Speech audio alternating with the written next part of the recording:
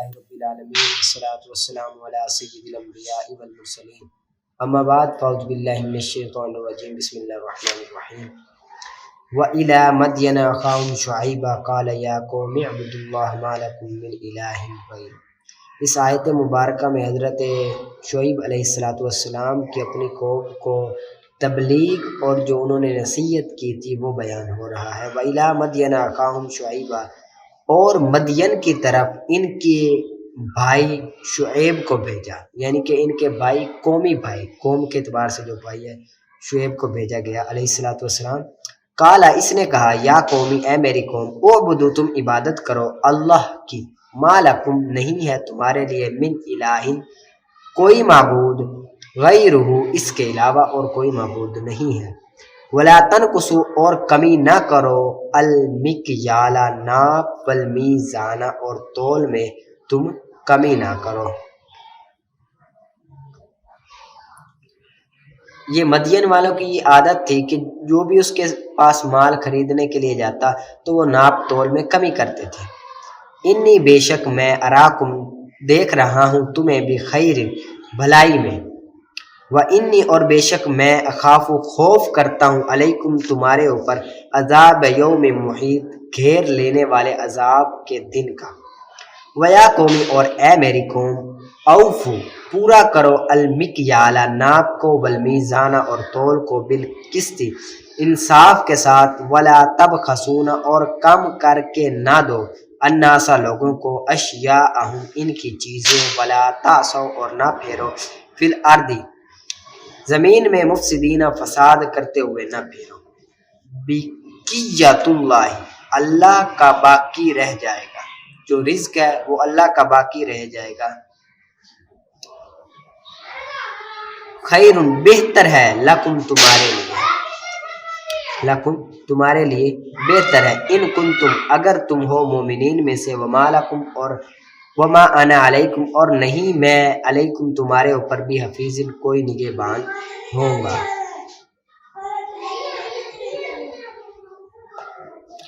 اس آیت سے مراد یہ ہے کہ تم حرام مال کو چھوڑ دو اور حلال اپنے بچوں کے لیے رزق کو کماؤ۔ قالوا یا شعیب، اس آیت میں قوم کا حضرت شعیب علیہ السلام پر طنز کرنا وہ بیان۔ قالوا، انہوں نے کہا، یا شعیب، اے شعیب، اصلاتک، کیا تمہاری نماز، تأمرک، حکم دیتی ہے تمہیں، ان نترک، کہ ہم چھوڑ دیں، ما، جن کی، یعبد، عبادت کرتے تھے، آباؤنا، ہمارے باپ دادا، او ان نفعل، یا یہ کہ ہم نہ کرے، فی اموالنا، اپنے مالوں میں، ما نشاء، جو ہم چاہیں، انکا، بے شک تم، لانت، ضرور تم، الحلیم، بڑے عقل مند، الرشید، نیک چلن ہو۔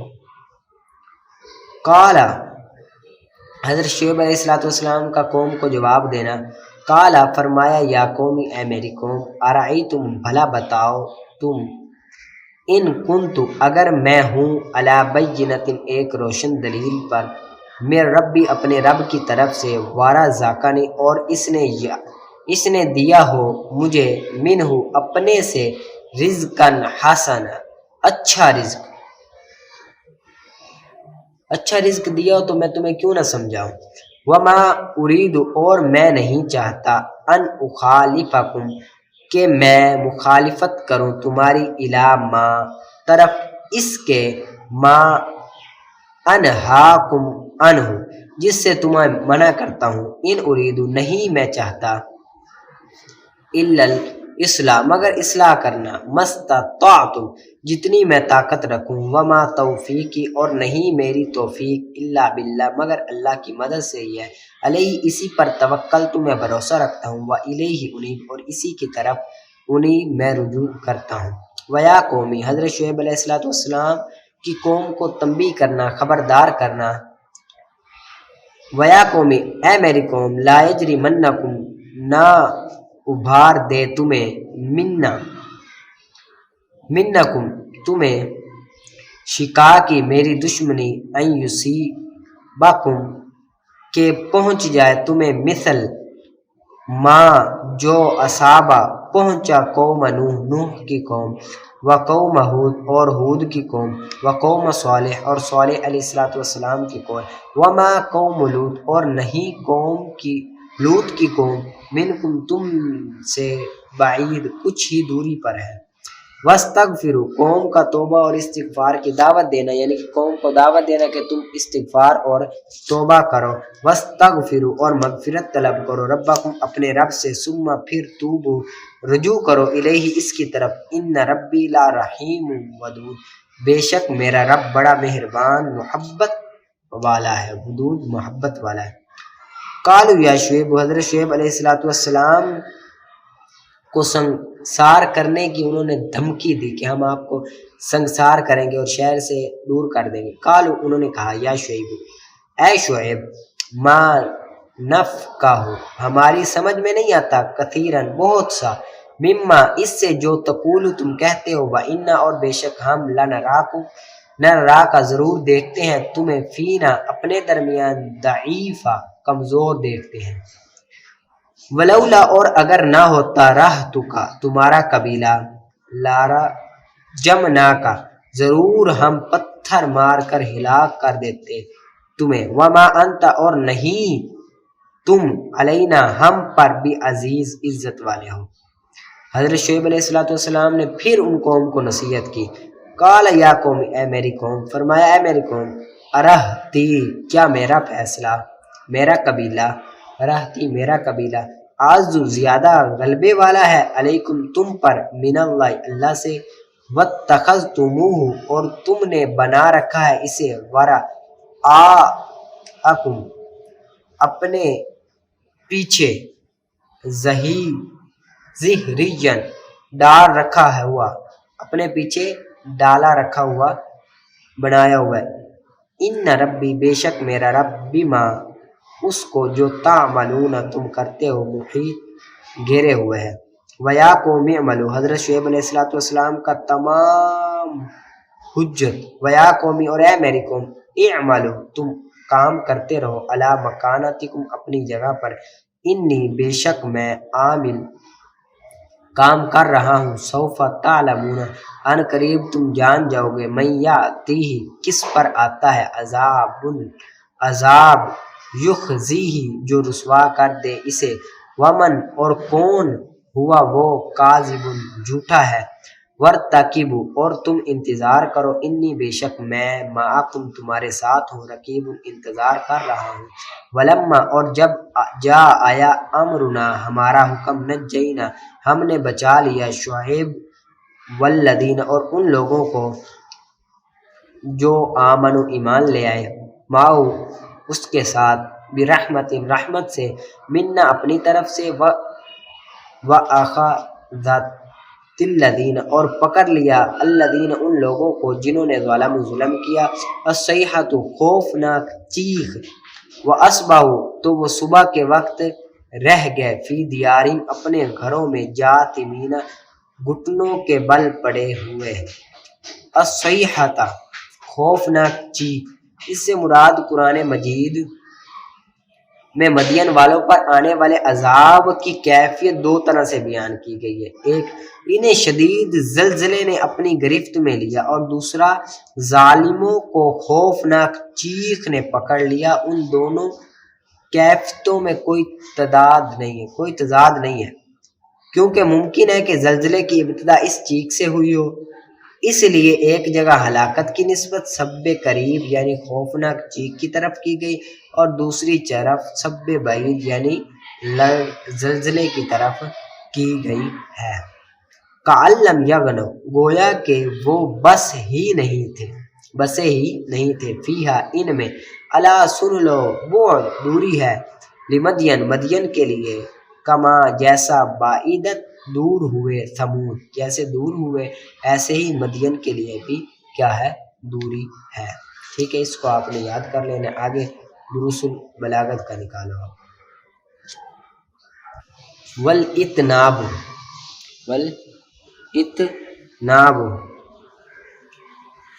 وہ معنی کو ادا کرنا زائد عبارت کے ساتھ، زائد عبارت کے ساتھ، اس سے مع الفائدتی، فائدے کے ساتھ، یعنی کہ معنی کو اس طرح ادا کیا جائے، زائد معنی کو اس طرح، زائد عبارت کو اس طرح بیان کیا جائے کہ وہ جو زائد عبارت ہو وہ معنی کا فائدہ بھی دیتی ہو، معنی کا فائدہ بھی دیتی ہے. جس طرح کہ اللہ تعالیٰ کا قول ہے قال ربی انی وہن العظم منی واشتعل الرأس شیبا. اللہ تعالیٰ کا قول تو نہیں ہے، حضرت زکریا علیہ السلام کا قول ہے. آپ نے فرمایا قال ربی، اے میرے رب، انی بے شک، ہن العظم، کمزور ہو گئی ہڈیاں، منی، مجھ سے، اور جھڑ گئے سر کے بال کچھ، اور سفید ہو گئے سر کے بال کچھ. تو یہاں پر جو واشتعل الرأس شیبن سے مراد یہ ہے، یہ زائد عبارت ہے، لیکن زائد عبارت ایسے ہی نہیں ہے بلکہ یہ معنی کا فائدہ دے رہی ہے، اور معنی وہ یہ ہے یعنی یعنی کہ میں بوڑھا ہو گیا، معنی یہ ہے. فَإِذَا لَمْ تَكُنْ، آگے پھر زائد عبارت کو دو طرح سے بیان کیا جاتا ہے، یا تو جب نہ ہو زائد میں کوئی فائدہ، جب زائد عبارت کو بیان کرنے میں زیادتی میں کوئی فائدہ نہ ہو تو وہ دو طرح سے ہوگی، اگر تو وہ متعین ہوگی یا متعین نہیں ہوگی. جو زائد عبارت بیان کی جا رہی ہے وہ متعین ہوگی یا متعین نہیں ہوگی. ان تعینت، اگر متعین ہو تو پس اس کو طویل کہتے ہیں، جس طرح کہ فَأَلْفَا قَوْلُهُ كِذْبًا، اور پایا میں نے اس کے قول کو کذباً، جھوٹا، وَمَيْنًا، اور جھوٹا. آگے اس کا مراد بھی جھوٹا ہے. اب مَيْنًا یہ عبارت تو زائد ہے لیکن معنی کا فائدہ دے رہی ہے، لیکن وہ جو معنی ہے وہ متعین بھی ہے، متعین بھی معنی ہے. متعین کیا ہے؟ وہ جھوٹا ہے لیکن اس کا کوئی فائدہ نہیں ہے، فائدہ نہیں. آگے اور حشف، اگر متعین نہ ہو، اگر ہو زائدہ غیر متعین تو اس کو حشف کہتے ہیں. اس کو کیا کہتے ہیں؟ حشف کہتے ہیں. ان تعینت، اگر متعین ہو تو طویل سے اس کی مثال دے گی. فَأَلْفَا قَوْلُهُ، کہ میں نے پایا اس کے قول کو کذباً، جھوٹا، اور جھوٹا یہاں پر زائد عبارت تو ہے لیکن فائدہ نہیں دے رہی کوئی معنی کا. والحشف وَعَلَمْ عِلْمَ الْيَوْمِ وَالْأَمْسِ، اور تو جان آج کے دن کو اور کال کے دن کو، قبلہ جو اس سے پہلے ہے، جو آج سے پہلے ہے. اب یہاں پر قبلہ زائد ہے، متعین بھی ہے لیکن فائدہ کوئی نہیں ہے، فائدہ کوئی نہیں ہے، فائدہ کوئی نہیں ہے. ٹھیک ہے. آگے ومن دوائل ایجاز، ایجاز کے کلام کو مختصر لانے کے اسباب یہاں سے بیان ہو رہے ہیں. ایجاز کے کلام کو مختصر لانے کے اسباب بیان ہو رہے ہیں. تفہیم الحفظ، یاد رکھنا آسان ہو، یاد رکھنا آسان ہو. وتقریب الفہم، اور سمجھنے کے قریب ہو، سمجھنے کے قریب ہو. اور مقام تنگ ہو، دیق المقام، مقام تنگ ہو. والاعجاز، اور بات کو مختصر رکھا جائے، بات کو مخفی رکھا جائے. والاعجاز، بات کو مخفی رکھا جائے، بات کو. وسامعات المحادثات، اور باہم گفتگو کے رنج کی وجہ سے بھی کلام کو مختصر کیا جاتا ہے، باہم گفتگو کے رنج کی وجہ سے بھی کلام کو مختصر کیا جاتا ہے.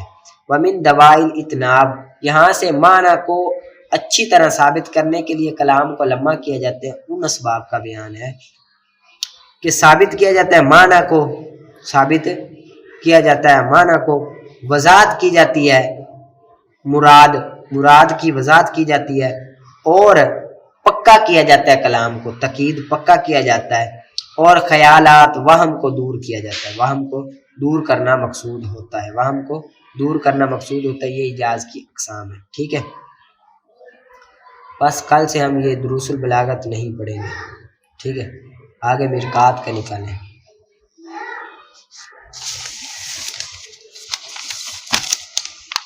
ویشترط، اور شرط شرطیات کی نقیض کے پائے جانے میں، یہاں سے شرطیات کی نقیض کا بیان ہے۔ شرطیات کے نقیض کے لیے ضروری ہے کہ وہ جنس اور نوع میں متفق ہوں۔ اتفاق فی جنسی و نوع، اتفاق و متفق ہو جنس اور نوع میں، اور مختلف و کیف میں، کیف میں وہ مختلف ہو اور متفق ہو جنس اور نوع سے میں۔ جنس سے یہاں پر مراد یہ ہے کہ وہ اتصال اور انفصال میں برابر ہو، یعنی کہ اگر ایک قضیہ شرطیہ متصلہ ہو تو اس کی نقیض بھی متصلہ ہوگی، ٹھیک ہے۔ اگر ایک اصل منفصلہ ہو تو نقیض بھی کیا آئے گی؟ منفصلہ آئے گی۔ اور نوع سے مراد ہے متصلہ کی اقسام میں لزومیہ اور اتفاقیہ، اور منفصلہ کی اقسام میں انادیہ اور اتفاقیہ ہے۔ نوع سے مراد متصلہ میں لزومیہ اور اتفاقیہ، اور متصلہ کی اقسام میں انادیہ اور اتفاقیہ۔ اگر اصل قضیہ لزومیہ ہو تو اس کی نقیض بھی لزومیہ ہوگی، اگر اصل قضیہ انادیہ تو اس کی نقیض بھی انادیہ ہوگی، یعنی کہ منفصلہ انادیہ ہوگی، ٹھیک ہے۔ مخالفت سے مراد ایجاب اور سلب ہے، پیچھے بھی ہو گیا تھا کہ وہ ایجاب اور سلب میں مختلف ہو، یعنی کہ پہلا موجبہ ہے تو دوسرا سالبہ ہوگا، اگر پہلا سالبہ ہے تو دوسرا موجبہ ہو گیا۔ کم سے مراد آپ کو پتہ چل گیا کم سے کیا مراد ہے۔ آگے آ گیا کیف میں مختلف ہو، پس متصلہ لزومیہ موجبہ کی نقیض سالبہ متصلہ لزومیہ آتی ہے۔ متصلہ لزومیہ موجبہ کی نقیض سالبہ متصلہ لزومیہ جزیہ آتی ہے، ٹھیک ہے۔ جس طرح کہ کلی کی مثال دائماً کلما کان آ با فجیم دال، کلما دائماً کلما کان آ با فجیم دال، تو اس کی نقیض آئے گی لیسا کلما کان آ با فجیم دال، ٹھیک ہے، آ با فجیم دال۔ آگے آ گیا منفصلہ انادیہ موجبہ کی نقیض سالبہ منفصلہ انادیہ آتی ہے، سالبہ منفصلہ انادیہ آتی ہے۔ جس طرح کہ دائماً اما ان یکون ھذا العدد زوجا او فردا کی نقیض آئے گی لیس دائماً اما ان یکون ھذا العدد زوجا او فردا، ٹھیک ہے، یہ آئے گی۔ اب یہاں پر یہ دیکھیں لزومیہ میں علت اور والا علاقہ ہوتا ہے، لزومیہ میں کیا ہوتا ہے؟ علت اور معلول والا علاقہ ہوتا ہے نا، لہٰذا اب یہ اختصار کیا ہے۔ اصل اس سے مراد کیا ہے؟ جو آ ہے نا، آبا سے مراد ہے طلوع شمس ہے، اور جیم دال سے مراد ہے وجود نار، جیم دال سے مراد کیا ہے؟ وجود نار، لہٰذا طلوع شمس یہ علت ہے نا وجود نار کے لیے، طلوع شمس علت ہے وجود نار کے لیے، ٹھیک ہے۔ اور انادیہ میں تنافی مقدم اور تالی کی ذات کے اعتبار سے ہوتی ہے، انادیہ میں جو تنافی ہے وہ مقدم اور تالی کی ذات کے اعتبار سے ہوتی ہے نا، لہٰذا زوج اور فرد ایک ہی مادے میں یا ایک ہی عدد میں جمع ہونا ان کا محال ہے، کہ زوج بھی ہو اور فرد بھی ہو، وہ ایک بھی ایک مادے میں، دو بھی ایک مادے میں جمع ہونا، یہ کیا ہے؟ محال ہے، ٹھیک ہے۔ آگے اس کی آگے مثالوں سے دیتے ہیں۔ فہاکذا، بس جب تو نے کہا دائماً کلما کان آبا فجیم دال، تو ہوگا نقیض اس کی لیسا کلما کان آبا فجیم دال، اور جب تو نے کہا دائماً اما یکون ھذا العدد زوجا او فردا، تو اس کی نقیض لیس دائماً اما یکون ھذا العدد زوجا او فردا، یہ میں نے اس کی وضاحت کر دی ہے، ٹھیک ہے۔ اس کو آپ نے یاد کر لینا ہے، کل سے ہم انشاءاللہ یہ بھی نہیں پڑھیں گے۔ اور آپ نا ریاض الصالحین کتاب لے لیں، ریاض الصالحین شروع کریں گے ہم، ٹھیک ہے۔ آگے نکالیں اصول الشاشفہ۔ وَإِنَّمَا نقصان فی، ادھر سے نا سوال تھا عبارت، وَإِنَّمَا النُّقْصَانُ فِي الرِّقِّ مِنْ حَيْثُ، سوال یہ تھا، سائل سوال کرتا ہے کہ آپ کی اس بحث سے یہ ثابت ہو گیا کہ مکاتب یہ مملوک کامل نہیں ہے، مکاتب یہ مملوک کامل نہیں ہے، اور مدبر اور ام ولد یہ کیا ہے؟ مملوک کامل ہے، مملوک کامل ہے۔ اب اگر کوئی شخص قسم یا زہار کے کفارے میں مکاتب کو آزاد کر دے، مکاتب کو آزاد کر دے تو کفارہ ادا ہو جانا چاہیے، کفارہ ادا ہو جانا چاہیے، لیکن آپ کہتے ہو نہیں ادا ہوتا۔ اور اگر مدبر اور ام ولد کو آزاد کر دے تو کفارہ ادا ہو جانا چاہیے، کفارہ ادا ہو جانا چاہیے، لیکن معاملہ تمہارے نزدیک برعکس ہے۔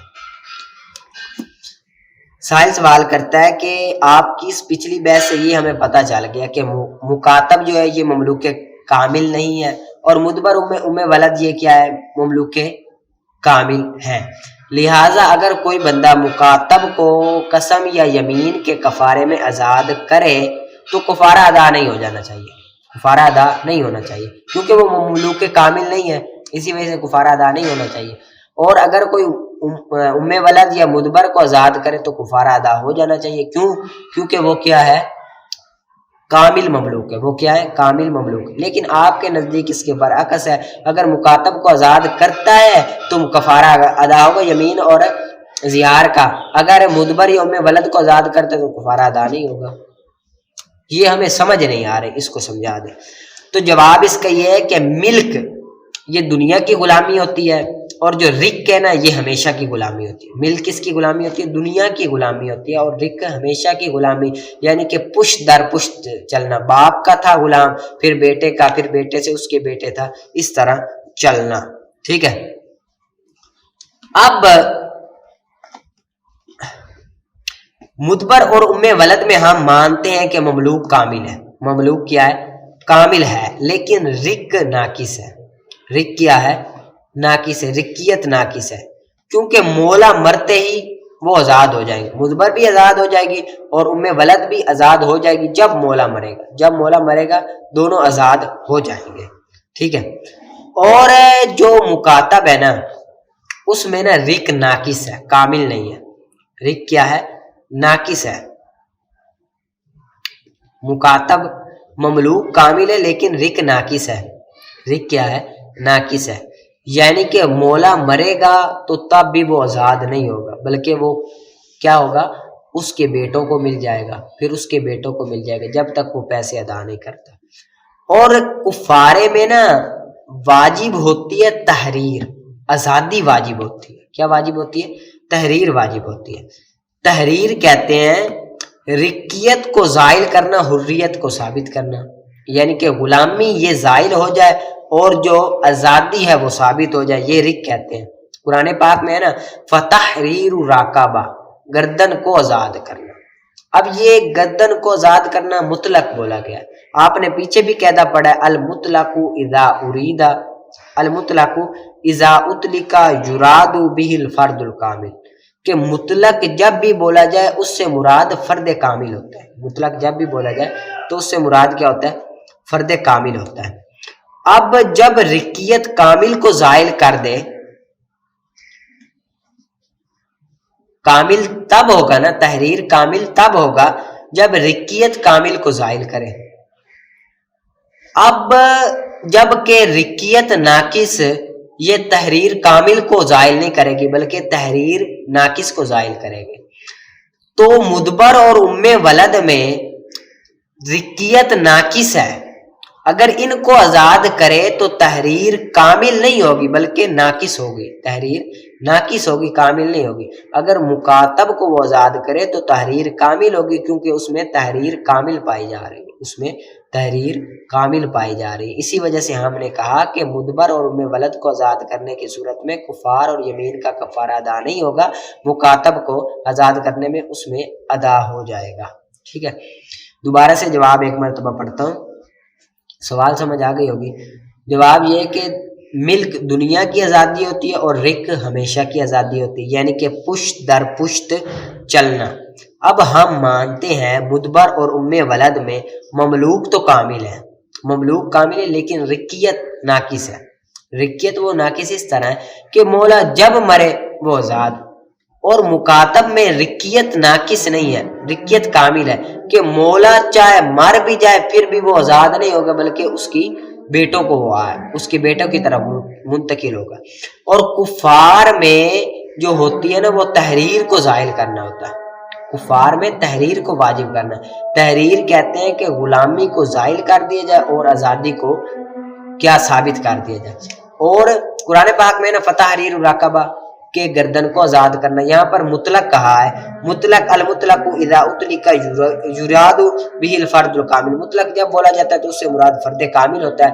اب تحریر کامل تب ہوگا نا جب ہم کامل تحریر کو آزاد کریں گے، اور کامل تحریر وہ مکاتب میں ہے. مکاتب میں کامل تحریر ہے، مملوک ناقص ہے لیکن کامل تحریر ہے. ادھر اگر مکاتب کو آزاد کریں گے تو وہ کفارہ ادا ہوگا یمین اور زیار کا. اگر ام ولد اور مدبر کو آزاد کریں گے تو کفارہ ادا نہیں ہوگا، کیونکہ اس میں مملوک ناقص، مملوک کامل ہے لیکن رقیت ناقص ہے. جب مولا مرے گا وہ آزاد ہو جائیں گے. ٹھیک ہے، آگے پھر سائل سوال کر دیتا ہے. کہتا ہے کہ ہم آپ کی بات نہیں مانتے، بلکہ مدبر اور ام ولد میں رقیت ناقص ہے دیکھا جائے تو، اور مکاتب میں رقیت جو ہے نا وہ ناقص نہیں ہے، وہ ناقص ہے. مدبر اور ام ولد میں رقیت کامل ہے، مکاتب میں رقیت ناقص ہے. ہم آپ کی بات تسلیم ہی نہیں کرتے ہیں، کیونکہ دیکھا جائے تو مدبر اور ام ولد میں رقیت ناقص ہے. کیا ہے؟ رقیت کامل ہے. رقیت کیا ہے؟ مدبر اور ام ولد میں رقیت ناقص ہے اور مکاتب میں رقیت کیا ہے؟ سائل سوال کرتا ہے کہ آپ نے کہا مدبر اور ام ولد میں رقیت ناقص ہے. آپ نے یہ کہا نا مدبر اور ام ولد میں رقیت ناقص ہے، یہ ہم بات نہیں مانتے، بلکہ مدبر اور ام ولد میں رقیت کامل ہے اور مکاتب میں رقیت ناقص ہے. مکاتب میں کیا ہے؟ رقیت ناقص ہے. وہ کس طرح کہ مکاتب 10,000 فوراً دے دے، آقا کہے کہ بھائی تو 10,000 دے تو آزاد، فوراً ہی مکاتب 10,000 دے وہ آزاد، رقیت ناقص ہوئی. اور مدبر اور ام ولد میں رقیت کامل اس طرح نہ مولا مرے نہ وہ آزاد ہو، لہذا رقیت مدبر اور ام ولد میں کامل ہے اور مکاتب میں ناقص ہے. تو اس کا جواب دیتے ہیں کہ تدبیر اور استیلاد، تدبیر اور استیلاد یعنی کہ مدبر اور ام ولد یہ شرعاً فسق کا احتمال نہیں رکھتے، شرعاً فسق کا احتمال رکھتے ہی نہیں ہے. مدبر اور ام ولد شرعاً فسق کا احتمال نہیں رکھتے، یعنی کہ مولا یہ نہیں کہہ سکتا کہ میرے مرنے کے بعد تم آزاد نہیں ہو، فسق کا احتمال نہیں رکھتے.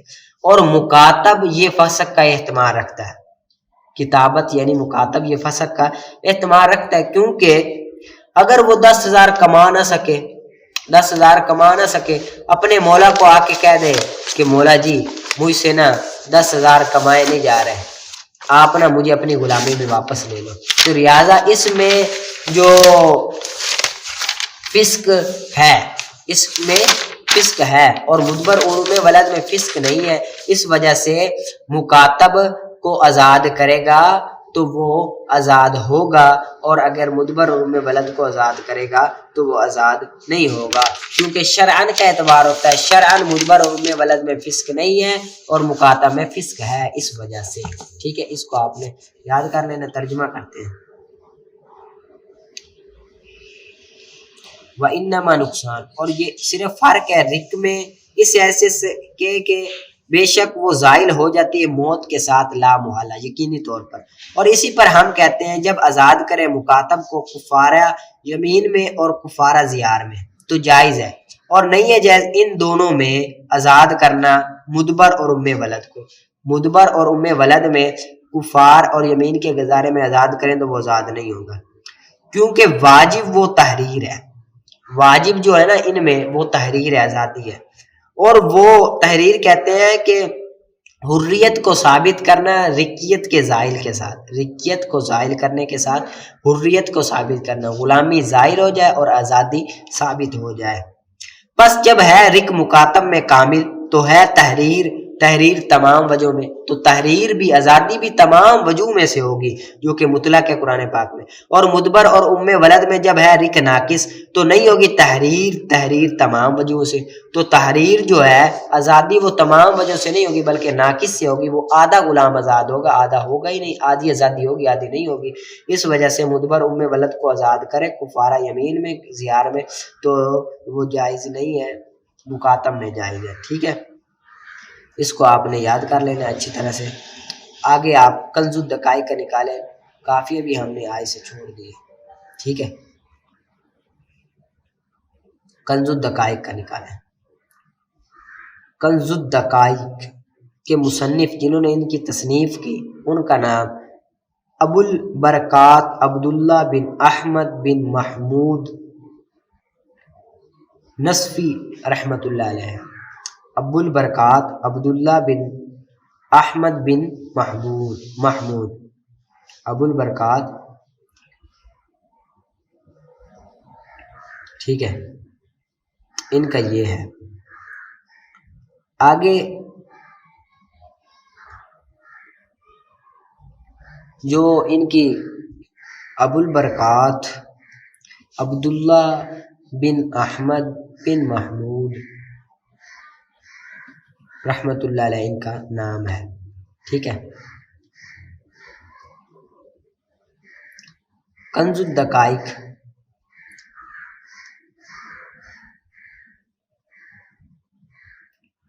ان کی جو وفات ہوئی، ولادت کا تو پتہ نہیں، لیکن ان کی جو وفات ہے وہ جمعہ کے رات ماہ ربیع الاول، جمعہ کی رات ماہ ربیع الاول 710 ہجری میں ہوئی، 710 ہجری میں ان کی وفات ہوئی۔ فقیہ شہیر تاریخ وفات ہے، فقیہ شہیر تاریخ وفات، ٹھیک ہے نا۔ ان کی وفات کب ہوئی؟ 710 ہجری میں۔ ان کا نام ابو البرکات عبداللہ بن احمد بن محمود ہے، ٹھیک ہے۔ نام ان کا عبداللہ ہے، والد کا نام احمد ہے، دادا کا نام محمود ہے، کنیت ابو البرکات ہے، اور لقب حافظ الدین ہے۔ لقب کیا ہے؟ حافظ الدین ہے، ٹھیک ہے، لقب حافظ الدین ہے۔ اب آگے نکالیں کتاب النکاح سے، کتاب النکاح سے نکالیں آپ۔